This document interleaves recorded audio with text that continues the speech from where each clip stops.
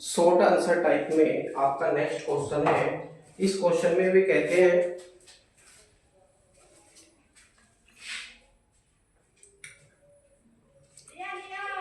कि यदि हम एक बिंदु आवेश प्लस क्यू को केंद्र मानकर खींचे गए वृत्त की परिधि पर एक अन्य आवेश प्लस क्यू डैश को बिंदु ए से बी तक ले जाएं, तो कितना कार्य करना होगा। सेकंड में पूछते हैं यदि आवेश प्लस क्यू डैश को पहले ए से सी तक ले जाएं तथा फिर सी से बी तक, तब किस पथ पर अधिक कार्य करना होगा। तो चित्र बना लेंगे।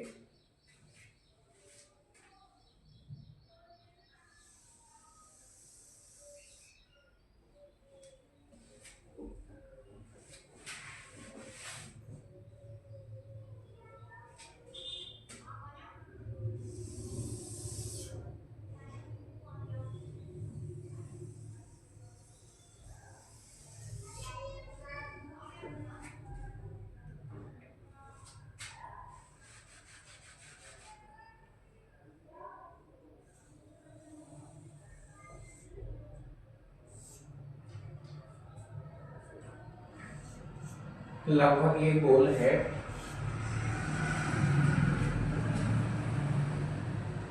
वो कहते हैं प्रश्न में कि इसके केंद्र पर एक प्लस क्यू आवेश रखा हुआ है, तो प्लस क्यू आवेश इसके केंद्र पर रख देंगे। मानकर चलिए ये प्लस का क्यू आवेश है और इसके केंद्र पर रखा हुआ है, जिसके कारण इसकी परिधि पर एक विभव उत्पन्न होगा। कोई ना कोई इसकी त्रिज्या होगी, कोई ना कोई दूरी होगी। इस त्रिज्या के कारण और इस आवेश के कारण इसकी पूरी परिधि पर कोई ना कोई विभव उत्पन्न होगा। तो वह विभव प्रत्येक बिंदु पर बिल्कुल बराबर बराबर होगा। क्यों होगा? क्योंकि जो रखा जाने वाला आवेश है वो इस वृत्त के ठीक केंद्र पर रखा है।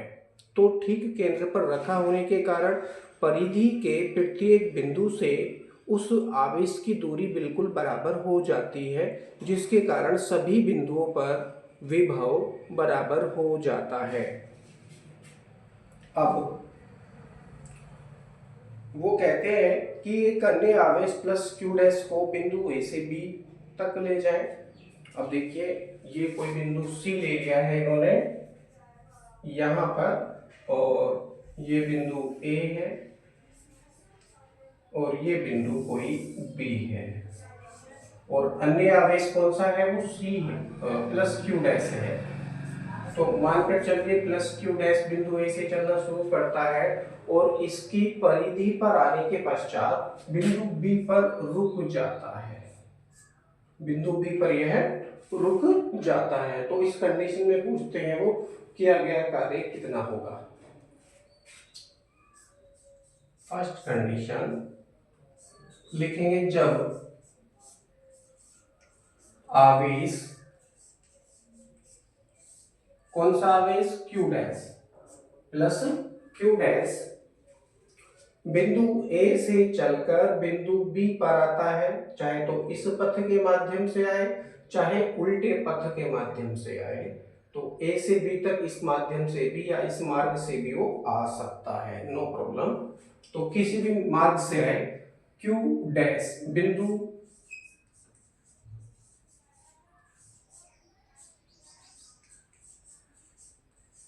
ए से बिंदु बी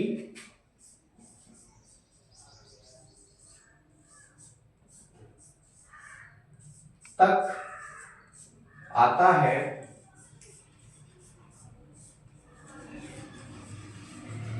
तब किया गया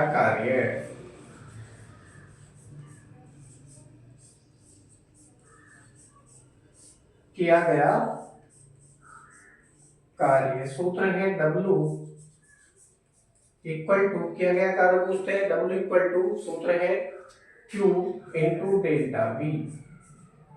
Q into delta V। Delta V क्या है? दो बिंदुओं के बीच विभवांतर, यानी बिंदु A के बीच विभवांतर, बिंदु B के बीच विभवांतर। तो हम देखते हैं V बिंदु ए पर जो विभव है v है और बिंदु बी पर जो विभव है वो v b है। तो क्योंकि ये जो विभव उत्पन्न हो रहा है केंद्र पर रखे आवेश के कारण उत्पन्न हो रहा है, इस आवेश के कारण बिंदु ए व बिंदु बी पर उत्पन्न होने वाला विभव कैसा होगा, बराबर होगा। अर्थात V A equal to V B हो जाएगा W equal to Q bracket में V A minus V B. Delta V के स्थान पर क्या रखा हमने, V A minus V B रखा है। अब हम क्या करेंगे,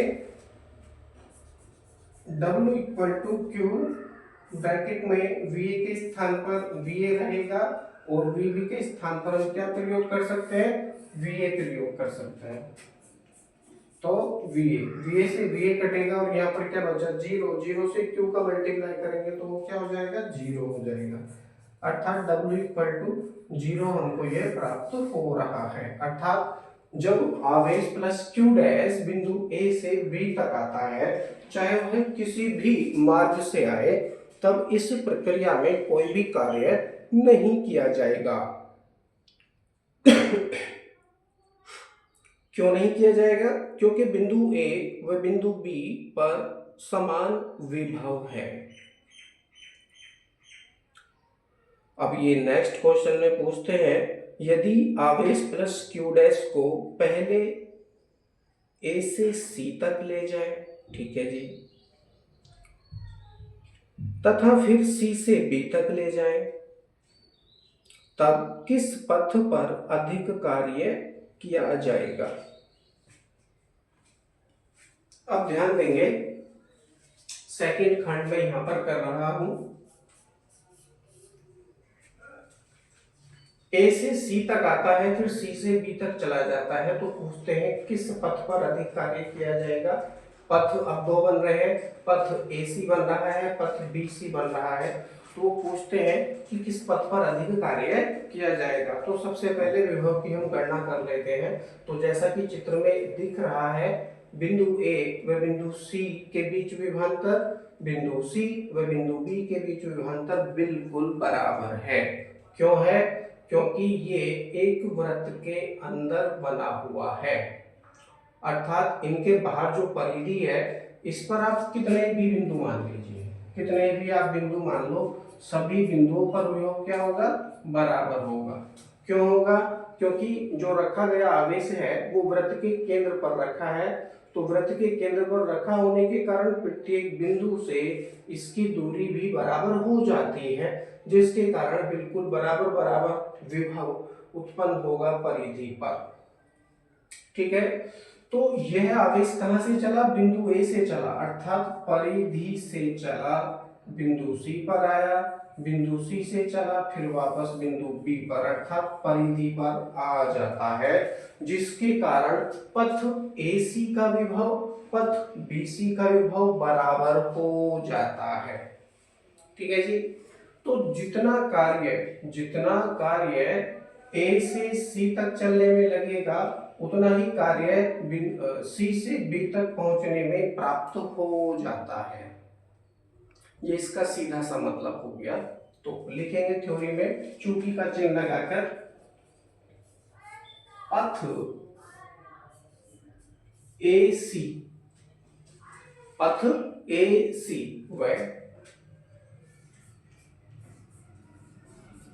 पथ कौन कौन से, सी बी,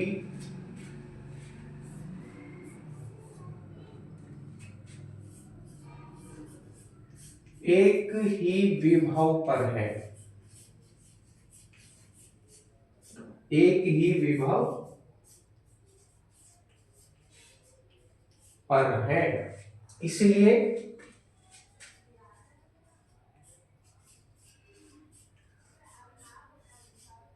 जितना कार्य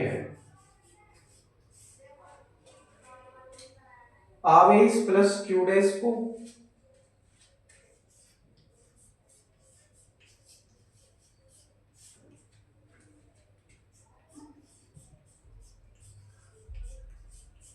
बिंदु ए से सी,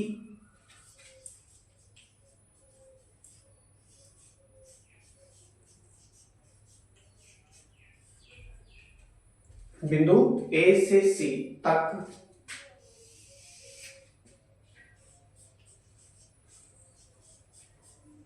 लाने में किया जाता है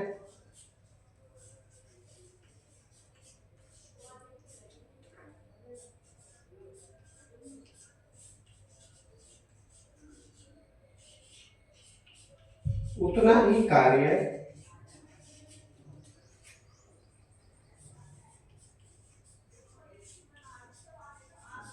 पथ सी से बी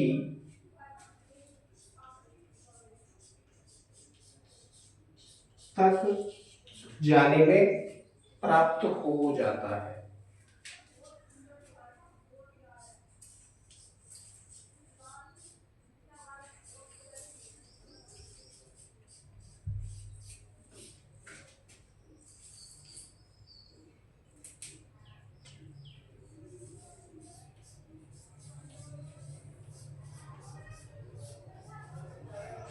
ये आपके सेकंड खंड का आंसर है।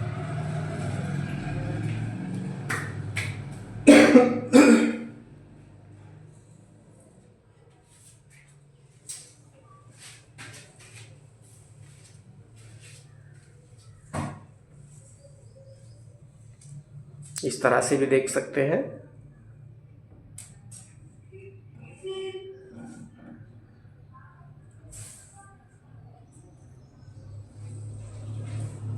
Okay, next question next video में देखते हैं।